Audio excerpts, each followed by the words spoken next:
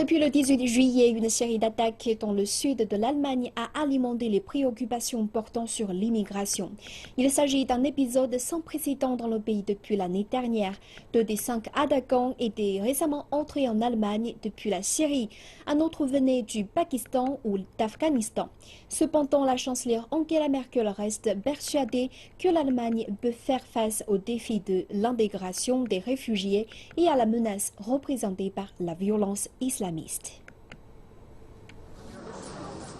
Angela Merkel est à nouveau sous le feu des projecteurs pour avoir autorisé l'accueil des réfugiés. Elle refuse de revenir sur sa décision.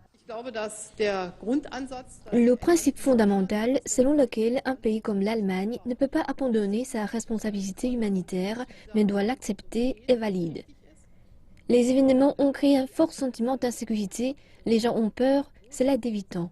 Mais malgré cela, je reste convaincu que la peur ne peut pas être un fondement de l'action publique.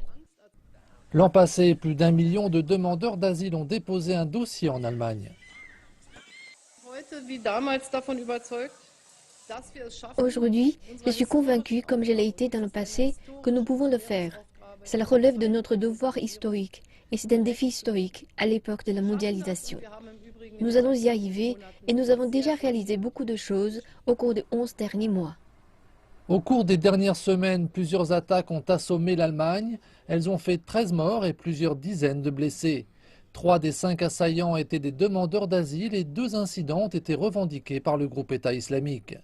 Madame Merkel a déclaré qu'elle ne permettrait pas à des extrémistes d'empêcher son gouvernement d'être guidé par la raison et la compassion. Elle a également annoncé une série de nouvelles mesures de sécurité, y compris des vérifications plus sévères des antécédents des demandeurs d'asile. Elle a promis d'accélérer l'expulsion de ceux dont les demandes ont été rejetées.